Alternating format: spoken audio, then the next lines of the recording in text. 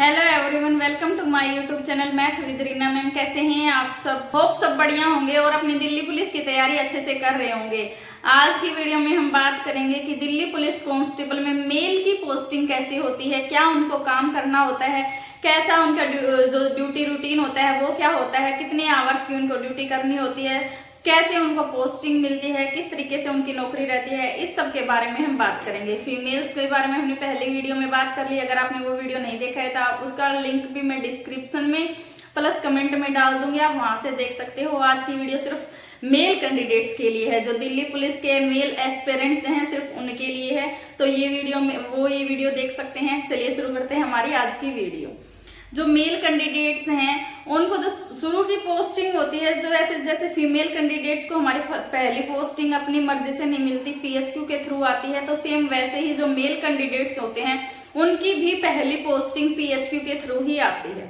तो हमें कौन कौन सी फील्ड मिलती हैं? देखो, पहले तो हमें डिस्ट्रिक्ट में भेजा जाता है, दूसरा हमें कम्युनिकेशन यूनिट में भेजा जाता है, थर्ड हमें पीसीआर में, फोर्थ हमें बटालियन में और फिफ्थ हमें ट्रैफिक यूनिट्स में। उसके अलावा रेलवे और मेट्रो, हर जगह हमारी ये जो एग्जीक्यूटिव कैडर होता है इसकी पोस्टिंग हर एक फील्ड में आती है। चाहे वो कोई भी फील्ड है तो हर जगह आपकी पोस्टिंग आ सकती है। वो पोस्टिंग डिपेंड करती है पीएचक्यू पे। वो प्लाटून वाइज जो हमारी पहली पोस्टिंग होती है वो हमारी प्लाटून वाइज ही आती है। तो जो पोस्टिंग आपकी पहली आ गई आपको वहां पे ड्यूटी करनी पड़ती है। आप मना नहीं कर सकते कि हाँ मैं यहाँ पे ज्वाइन नहीं करूंगा, क्योंकि हमारी पहली पोस्टिंग होती है तो उस टाइम पे हमें 1-2 साल वहां पे काटने ही पड़ते हैं।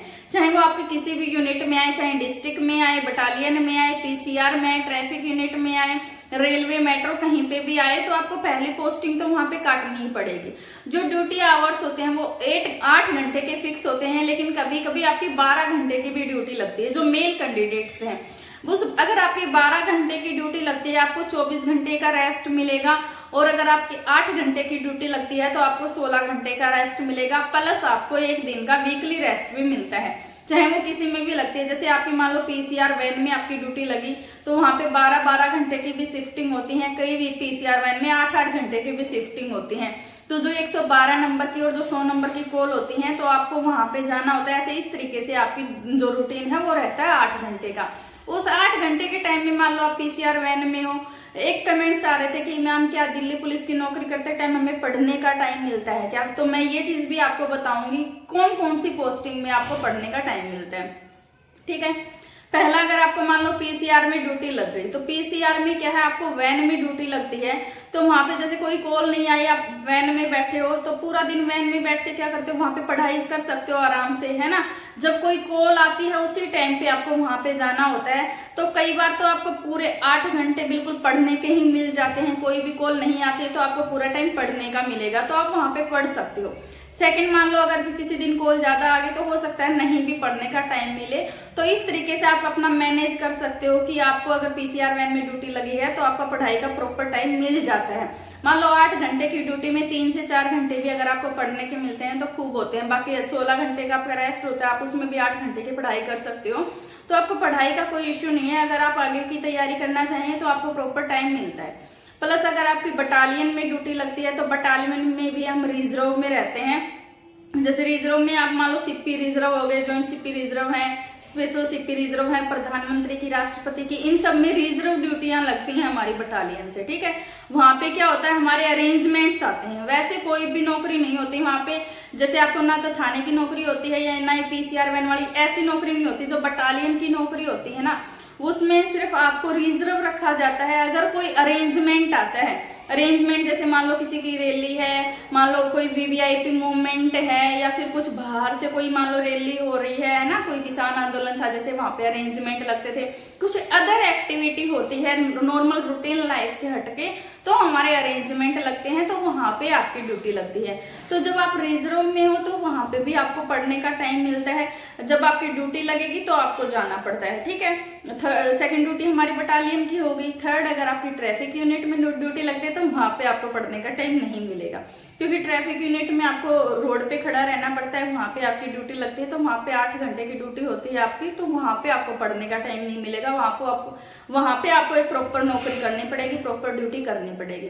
तो लड़कों को ट्रैफिक में पढ़ने का टाइम नहीं मिलेगा। अगर आपको आगे की तैयारी करनी है तो आप इंश्योर करना कि आपकी ट्रैफिक में ड्यूटी ना लगे। इसके अलावा अगर आपकी कम्युनिकेशन में ड्यूटी लगती है तो जो ये 100 नंबर की कॉल हम करते हैं, तो जो कॉल रिसीव करते हैं, जो हमारी कॉल उठाते हैं, वो हमारा कम्युनिकेशन यूनिट होता है, जो हमारा कंट्रोल रूम होता है, वहाँ की नौकरी होती है हमारी कम्युनिकेशन की। तो वहाँ पे भी हमें एक्टिव रहना पड़ता है, उसमें तो काफी कॉल्स आती हैं। वहाँ पे हमारी 6 घंटे की ड्यूटी होती है, ठीक है। पर डे हमारी 6 घंटे की ड्यूटी होती है, वो शिफ्ट वाइज चलती है, जैसे 8 से 2, 2 से 8 और 8 से 8, इस तरीके से हमारी शिफ्टें बनी हुई होती हैं। तो वहां पे भी पढ़ने का इतना टाइम नहीं मिलता है। वो नौकरी भी अच्छी है, वो ऑफिस की नौकरी रहेगी, वहां पे आपको कहीं पे भी बाहर फील्ड में काम नहीं करना होता, वहां पे सिर्फ आपको 6 घंटे की नौकरी करनी होती है। तो उस 6 घंटे के अलावा भी हमारे पास 18 घंटे हैं। तो अगर आपको पढ़ना है, आगे की तैयारी करनी है, तो आपको कम्युनिकेशन यूनिट भी ठीक है। उसके अलावा जब हम डिस्ट्रिक्ट में जाते हैं, जो मेन ड्यूटी होती है लड़कों की, ये तो हमारी सिर्फ शिफ्टों में। अगर आपको शिफ्ट वाइज ड्यूटियां करनी है तो आप बाकी जो मैंने ये यूनिट्स बताई आपको उनमें जाना चाहिए, उनकी नौकरी करनी चाहिए। अगर आपको आगे की स्टडी करनी है तो स्पेशली मेल कैंडिडेट्स के लिए मैं यहाँ पे बता रही हूँ, फीमेल्स के लिए नहीं बता रही हूँ, क्योंकि जो मेल कैंडिडेट हैं अगर उनको शिफ्ट वाइज ड्यूटी करनी है, उनको अपनी प्रॉपर 6 घंटे की या 8 घंटे की ड्यूटी करनी है, तो आपको इन यूनिट्स में जाना चाहिए, क्योंकि वहाँ पे फिक्स आवर्स होते हैं आपकी ड्यूटी के। लेकिन जब आप किसी डिस्ट्रिक्ट में चले जाते हो, किसी थाने में चले जाते हो, तो वहाँ पे आपको फिक्स आवर्स नहीं मिलते स्टडी के, ना ही आपको फिक्स आवर ड्यूटी मिलती है, ना ही आप वहाँ पे पढ़ाई कर पाते हो, ठीक है। जब मान लो आप डिस्ट्रिक्ट में चले गए, तो वहाँ पे अगर आपको पढ़ना है, तैयारी करनी है, तो आप मतलब कोशिश करना कि आप अपनी ड्यूटी ऑफिस में लगवा लो, क्योंकि जब आप लड़के थाने में चले जाते हैं ना, तो थानों में उनको पढ़ने का टाइम नहीं मिलता, क्योंकि वहां पे जब आप थाने में चले जाते हो तो आपकी अनेक तरह की नौकरियां होती है। जैसे आपको बीट में लगा देंगे, बीट में आपको पेट्रोलिंग करनी है 8-8 घंटे की, है ना, और या फिर आपको किसी आईओ के साथ लगा देंगे, असिस्टेंट आपको आईओ के साथ लगा देंगे, आपको उनको असिस्ट करना है। तो जैसे 12-12 घंटे की ड्यूटी भी होती है, और थाने में कोई फिक्स ड्यूटी भी नहीं होती है। जैसे आप मान लो 12 घंटे की ड्यूटी करके गए, 4-5 घंटे बाद आपके पास दोबारा फोन आ जाए कि वहाँ पे अरेंजमेंट है या वहाँ पे ड्यूटी है, आपको वहाँ पे पहुंचना है, तो आपको जाना पड़ेगा, आप मना नहीं कर सकते हो। थाने की जो ड्यूटी है स्पेशली जेंट्स के लिए फिक्स नहीं है, किसी भी टाइम पे आपको कहीं पे भी बुला सकते हैं। कोई मान लो केस आ गया, जैसे आप थाने में आए, इन्वेस्टिगेशन में लगे हुए हो किसी आईओ के साथ, तो मान लो अभी आप अपनी ड्यूटी फिनिश करके गए हो, फिर से कॉल आ गई उसी कंप्लेनेंट की, मान लो मेडिकल करवाना है, कुछ करवाना है, आईओ ने आपको बुला लिया कि आपको अभी आना पड़ेगा, तो आप मना नहीं कर सकते, आपको उसी टाइम पे जाना पड़ेगा। तो अगर आप थाने में चले जाते हो तो वहाँ पे थोड़ा सा मुश्किल ड्यूटियां होती हैं, स्पेशली जेंट्स के लिए फिक्स नौकरी नहीं होती।